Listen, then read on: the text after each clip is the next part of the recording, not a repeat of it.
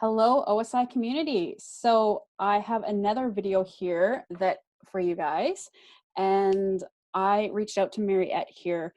I was thinking with everything that's going on right now, the self-isolation, mom and dads are working at home, and ideally, like a lot of them, this is probably new to them, right? Having to work from home, and then the kids are there too. So I'm imagining that that's putting a lot of strain on not only the marriages but just the family dynamics in general, right? So when I kind of thought about that, I was like, Mariette, and I know you do the relationship coaching, so that's why I reached out to you to see if you maybe had some tips, advice to share with the viewers here. So with Mm, that, I'm going to pass it over to you and see what you can share with us.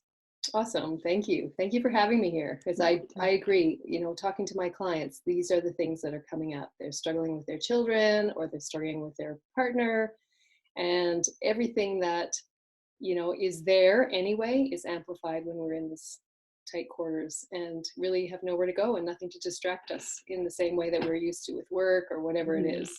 So it all is surfacing for sure.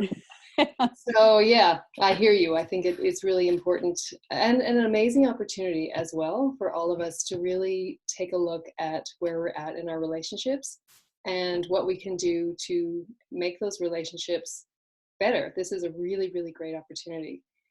So if we can think about it that way, that gets us started off in the right way to really use this as a gift as much as we can. Awesome. As much Right? as it's hard, Yeah. Yeah. there's definitely that gift in this.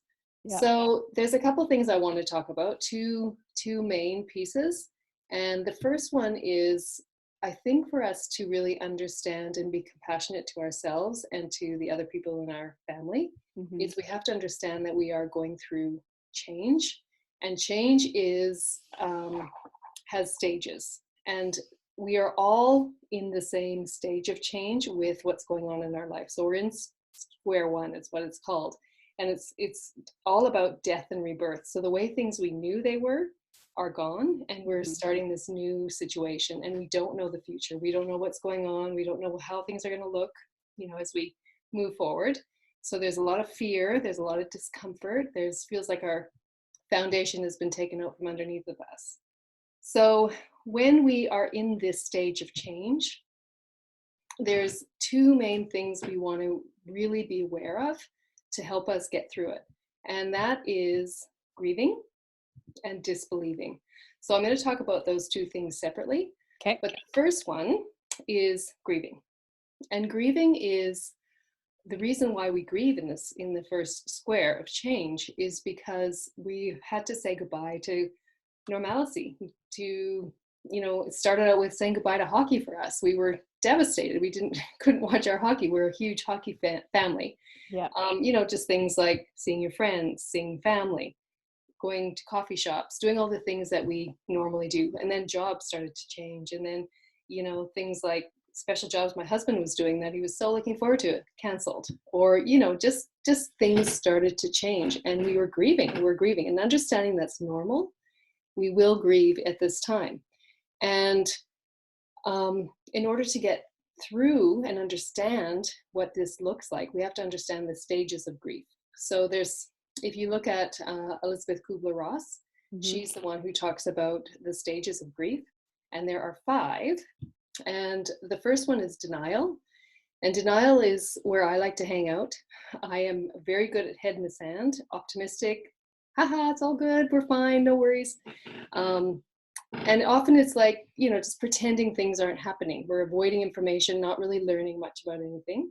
Yeah. And in our relationships, that one of us can be in denial, the other one can be full on into anxiety. So when we're on a different place in grief, it can really trigger us. And we want the other person to support us, and they want us to support them, but we can't do it because we're in different places and we don't know how to do it.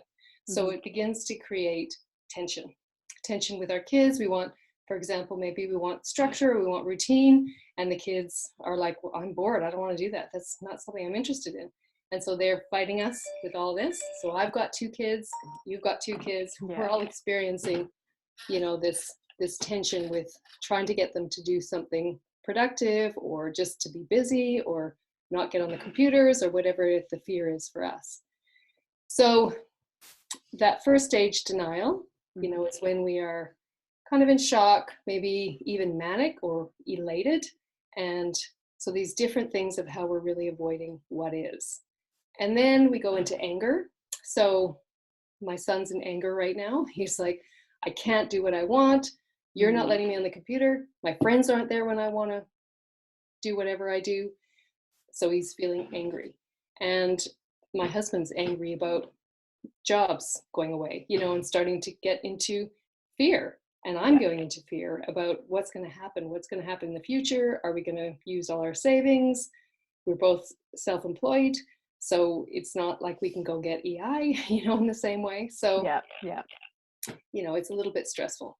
And then after anger and depression, we go into bargaining and acceptance. So as we're going through all these stages of grieving, the best thing that we can really do for each other is to be compassionate that we are going through grief. We are going to experience and display different actions based on whatever we're feeling. So if we're in denial, we might be avoiding, just not wanting to go there, not wanting to talk about it.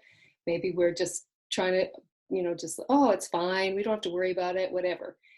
And, just allowing us to be wherever we are, allowing our partners to be where we are, and being really compassionate that they're probably in a different place than us and will react to whatever emotion in their own way. So we may not react, and even if it's the same stage, we might react very differently. Interesting. So one of the biggest things we can do is stay in the present moment, hear them. I understand what you're going through. I feel it. I totally get it. Tell me everything about it. Letting them just be who they are and what they're feeling and expressing it, and not trying to fix them or change them or try to cheer them up or trying to make somebody feel better. So we tend to want to do that, and that actually makes them, often anybody makes us feel like we're not being seen or heard and not being honored for what we're feeling. And we really want to learn how to honor our own emotions and other people's emotions. It doesn't mean we have to be allowed misbehavior, and being mistreated, but we do want to allow people to have their emotions without trying to change them. And if they are stepping into our area with that emotion, maybe snapping or doing whatever they're doing, judging you, complaining, we have a boundary in place. We have to have our boundaries, but we allow them to do what they want and we leave. We give them space. We say, I'll come back to you when you're ready to speak kindly or respectfully or whatever the thing is. So, there's a huge difference between trying to control somebody versus allowing them to be who they are and us having a boundary. So that's a really important thing to understand for everybody in relationships of any kind. We do need boundaries, but we don't want to control them. We want to keep our area safe for us. So we need to be the one who is clear what we do if somebody crosses a boundary for us. Yeah. So that's awesome. The first thing is really to be compassionate and to understand we're going through emotions, lots of them, and it'll change and we'll go through them again and again and again. We never know which one will be in, when it'll show up, how it will look, and just to know that it's going to happen. And being really present and kind and caring to ourselves and to the people around us. So that's kind of our baseline, is love. And a way to think about this is, in the first stage of change, which we're talking about, it's really like a caterpillar going into a cocoon. And that caterpillar is safe and they're able to break down everything that they're thinking about. Or it's a caterpillar, so breaking down their body, so that they can reform as the butterfly. And humans, it's breaking down, allowing the grieving, and the next bit, which I'm going to talk about, is the disbelieving. So we're breaking down our beliefs and we're breaking down all these things so that we can come out the other end. And that's what we're doing here. So when we're in a cocoon, it allows us to be safe. So how do we do that as humans? Sometimes we might need to go and find a space just to go for a walk, have a bath, go in your room, Mhm. Put some music on, put your headphones on, whatever it feels for you to allow yourself safety, gentleness, love, and just the space you need to allow this change to happen and allow the grieving process to go through what it needs to go through, feeling your emotions, letting them be Mhm. there without throwing them at somebody or needing them to fix it. So that's what cocooning is all about. Awesome. So that's step number one. Okay. Step number two is, so step number one is the grieving. Mhm. Step number two is the disbelieving. So when we disbelieve, the reason we're doing this in change is that who we were before this change is going to be different for how we move forward. And this is an opportunity to really question the things that we're thinking that make us feel angry or make us feel upset or make us feel frustrated or annoyed or whatever that thing is, and really question them. So one of the things we can do is when we're triggered by our partner or our children or the news or whatever the thing is that triggers us, that Mhm. sets us off in some way, we want to notice that and honor that something's happening here, not because it's something wrong out there, but that this is something in an area that I want to grow within myself, and they're helping me see it. We only get triggered when it's an area of growth for ourselves. So that's a really important point. We don't get triggered unless this is something we want and are ready for change. So here we are in this situation. We're all stuck at home. We're annoyed by our partner. Awesome. This is a gift. So pay attention to it. What is this here to teach me? What is this here for me for? Sorry, someone was Yeah. just Oh, arriving here, no worries. but they're not coming in. um, so what we can do, one of the best way we can, and there's a whole, this is the main part of the work that I do, is help people to disbelieve so that they can get through square one. So we're in our relationships, we're often in square one in our relationships. And that's where, and we don't get past that because we don't know how to really allow ourselves to disbelieve and to grieve. So we don't know how to do these very well.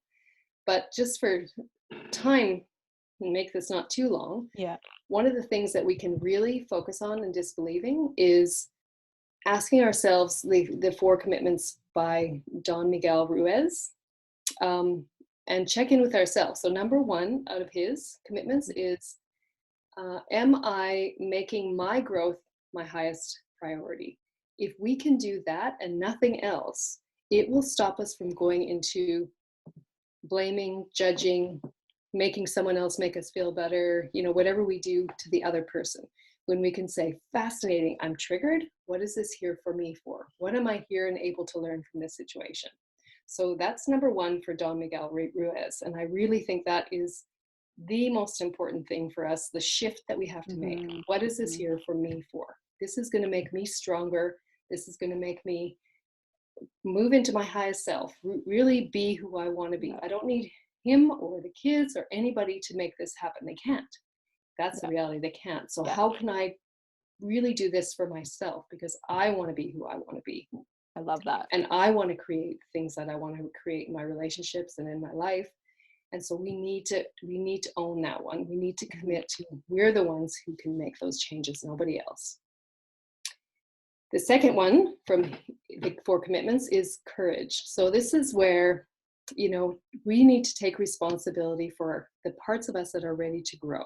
So those are our frightened parts that are feeling unsettled and that we're ready to shift. So we can ask ourselves things like, am I taking this personally? Is what they're saying, am I making that mean something is wrong with me, or that I'm not good enough, or I need to be better, or whatever? So that's always a question we want to start with, because everybody who is doing what they do, it's really from their own frightened parts. They're treating us from their frightened part.